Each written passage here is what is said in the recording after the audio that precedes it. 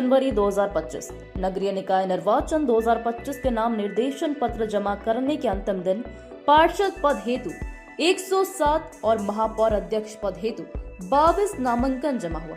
आपको बता दें, बीजेपी से अलका बागमार प्रत्याशी महापौर के लिए नामांकन पत्र भरा एवं कांग्रेस से महापौर के लिए प्रेमलता साहू ने नामांकन पत्र दर्ज कराया। वहीं भाजपा प्रत्याशी अलका बागमार ने कहा, जनता की रोजमर्रा के मुद्दों को लेकर आगे की रणनीति की बात कही। वहीं कांग्रेस पूर्व विधायक अरुण वोरा ने चुनाव में कांग्रेस का परचम लहराने की एवं कांग्रेस पार्टी की उम्मीदवार प्रेमलता साहू को भारी बहुमत से चुनाव में जीत हासिल करने की बात कही तथा बीजेपी के उप मुख्यमंत्री विजय शर्मा ने प्रचंड मतों के साथ भारतीय जनता पार्टी की जीत एवं दुर्ग में काफी समय से जो लंबित कार्य है उसको पूरा करने की बात कही गई। नगर पालिका निगम दुर्ग, भिलाई चरौदा एवं रिसाली, नगर पालिका परिषद कुम्हारी, अहिवारा एवं अमलेश्वर तथा नगर पंचायत धमधा, पाटन व उतई में पार्षद पद हेतु 107 नामांकन जमा हुए हैं। इसी प्रकार नगर निगम दुर्ग, नगर पालिका परिषद कुम्हारी, अहिवारा एवं अमलेश्वर तथा नगर पंचायत धमधा, पाटन, उतई में महापौर अध्यक्ष पद हेतु 22 नामांकन जमा हुए हैं। 28 जनवरी तक पार्षद पद हेतु 653 नामांकन तथा महापौर अध्यक्ष पद हेतु 42 नामांकन जमा हुए हैं। उक्त नगरीय निकायों के निर्वाचन हेतु नामांकन की जांच 29 जनवरी को होगी तथा नाम वापसी 31 जनवरी को अपराह्न 3 बजे तक निर्धारित है। भारतीय जनता पार्टी के महापौर प्रत्याशी और भाजपा के 60 पार्षद जीत कर आने वाले हैं। प्रचंड मतों के साथ भारतीय जनता पार्टी की जीत दुर्ग में सुनिश्चित होने वाली है और आने के बाद बहुत से ऐसे काम जो बहुत समय से लंबित हैं, उन सारे कामों को भाजपा की सरकार और हमारे महापौर पूरा करें। पर विपक्ष यहाँ पे बोल रही कि 1 साल में कुछ भी काम नहीं हुआ दुर्ग में। अभी जिन्होंने 5 साल सरकारें चलाई, ढेला नहीं यहाँ से वहाँ तक कर पाए, वो ये बात कह सकते हैं किसी हालत में। और आपको ध्यान होगा, मैं सिर्फ शहरी क्षेत्र नहीं कह रहा हूँ, शहरी और ग्रामीण सभी क्षेत्रों को मिला करके 1 वर्ष में भी उतने काम विष्णुदेव जी की सरकार ने किए हैं जितने वो कभी न कर पाए। मैं पूछना चाहता हूँ आपके माध्यम से कि पिछली बार जिन्होंने अपने घोषणा पत्र में कहा था कि 500 रुपया हर माता बहन को हर महीना देंगे, 5 साल बीत गया, 5 रुपया एक माता बहन को नहीं दिया इन लोगों ने। अभी विष्णुदेव जी की सरकार है, 70 लाख माताओं बहनों को, उसमें से 20 लाख से अधिक माता बहन शहरों के रहने वाले हैं, उन लोगों को महतारी वंदन के 11 किस्त मिल चुके हैं भैया।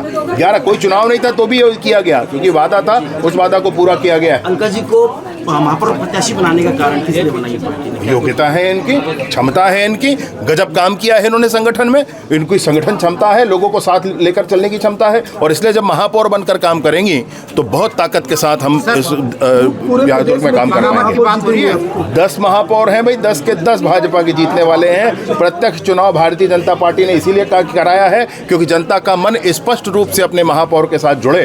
और मैं सोचता हूं कि जिस तरह से भारतीय जनता पार्टी की सरकार ने काम किया है, पूर्णता के साथ भारतीय जनता पार्टी जीत कर आएगी। वैसे नाराजगी का मसला ही नहीं है भैया, कोई मसला नहीं है। आप एक नाम नहीं खोज पाएंगे।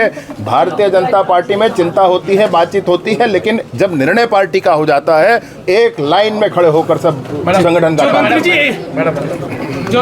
मंत्री देखिए, कांग्रेस ने साहू समाज से प्रत्याशी दिया है, लंबे समय के बाद साहू समाज आपके सामने है।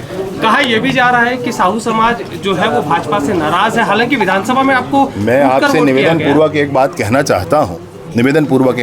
चाहता हूं कि क्या हम इसी आधार पर चुनाव लड़ते हैं? कांग्रेस ये कह रही है। मैं आपसे पूछ रहा हूं ना, कांग्रेस जो कह रही है, क्या हम इस आधार पर चुनाव लड़ते हैं? भाई, चुनाव में लड़ने का सीधा आधार है कि योग्य प्रत्याशी जनता के बीच होना चाहिए, जनता उसका निर्णय करती है। भाई, आरक्षण हुआ तभी तो समाज की बात आई ना।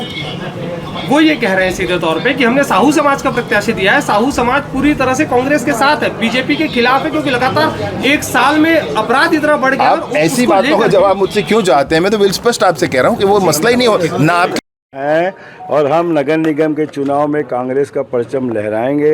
हमारे कांग्रेस पार्टी की उम्मीदवार प्रेमलता साहू भारी बहुमत से चुनाव में जीत हासिल करेगी और हमारे सभी पार्षद चुनाव में जीत हासिल कर रहे हैं। ये इसलिए कह रहा हूँ दावे के साथ कि 5 साल में हमने भूपेश बघेल सरकार से 500 करोड़ रुपए लेकर आए और शहर का जो विकास दिखलाई दे रहा है, गली मोहल्ले चौराहे में, मेन रोड में, और उसी का परिणाम है कि लोग कांग्रेस के प्रति आकर्षित हैं। आप पूछेंगे विधानसभा लोकसभा में, तो विधानसभा लोकसभा में परिस्थितियां अलग थी, उस वजह से कांग्रेस को हार का सामना करना पड़ा।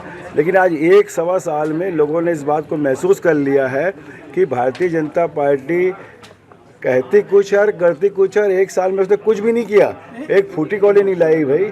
और जितने भी कार्य उन्होंने किए यहाँ पर, भूमि पूजन, उद्घाटन, वो कांग्रेस शासनकाल की देन रहे हैं।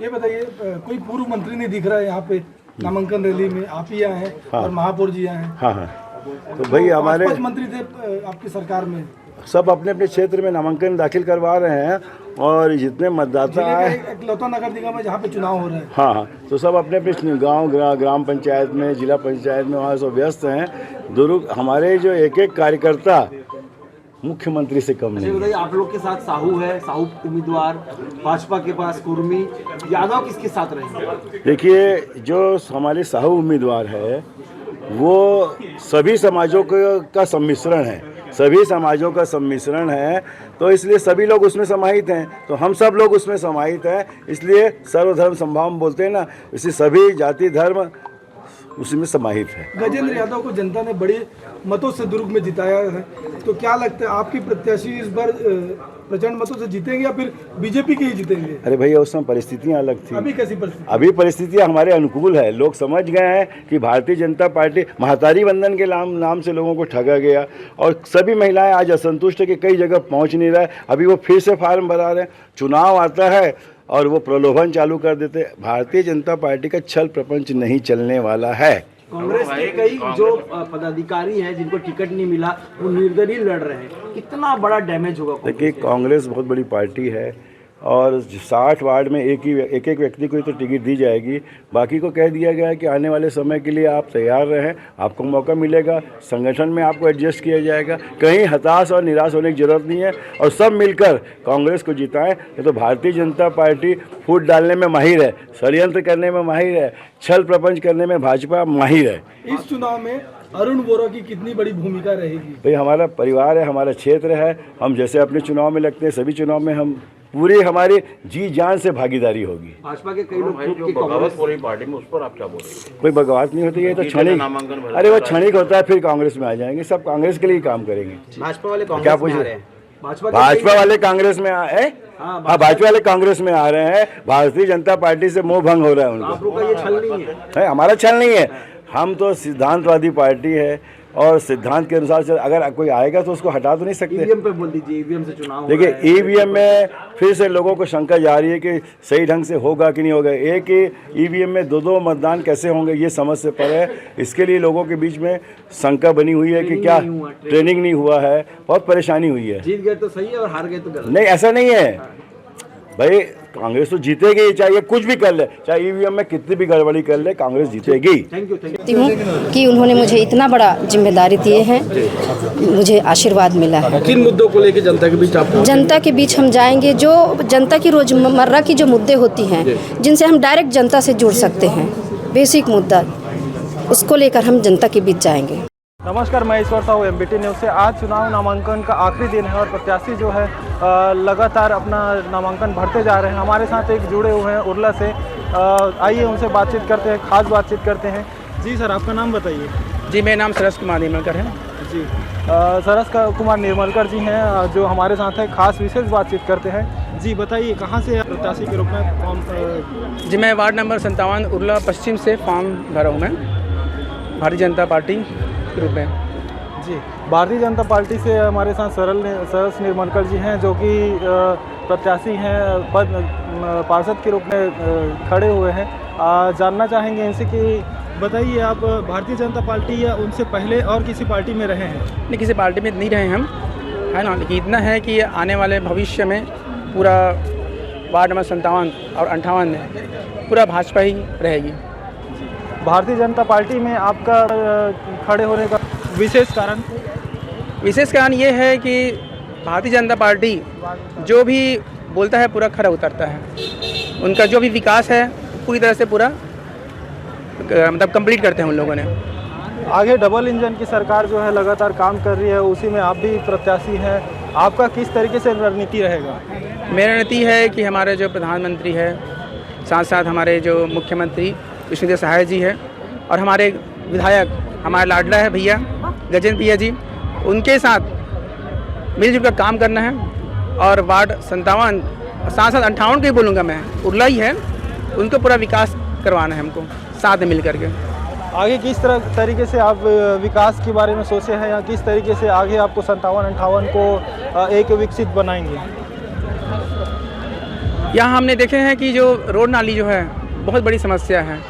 साथ साथ हमें सिर्फ रोड नाली तक हमको सीमित नहीं रहना है, कुछ आगे भी कुछ विकास कार्य कराना है। जो दूसरे वार्डों में जो है उसी प्रकार से, खासकर जो तालाबों की जो सौंदर्यकरण है ना, जो रोड है साफ़ सफाई उसका भी नहीं होता है, कुछ और मुक्ति धाम का भी है, वहाँ पर एक स्टेडियम का भी निर्माण हो रहा है, उसका भी हमको देखना है। और ख़ासकर हमारे युवा साथी, उसको भी हमको साथ में लेकर चलना है।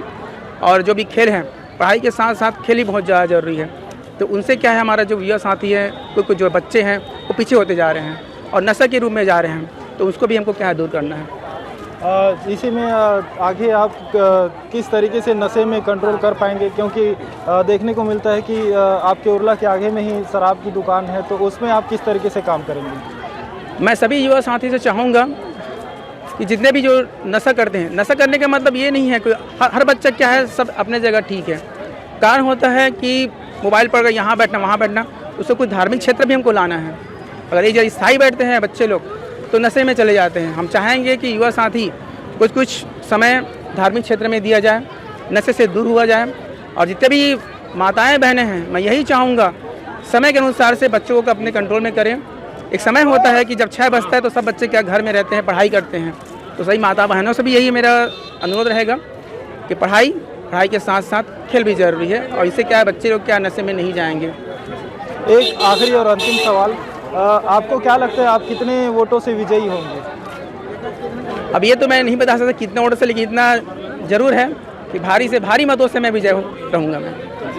तो ये थे हमारे साथ सरस निर्मलकर जी, उरला के 57-58 वार्ड से प्रत्याशी के रूप में बीजेपी से आए हुए हैं, और इनको उम्मीद है और भरोसा है और काफ़ी अच्छे वोटों से विजयी का लक्ष्य बना के आज नामांकन भरे हैं।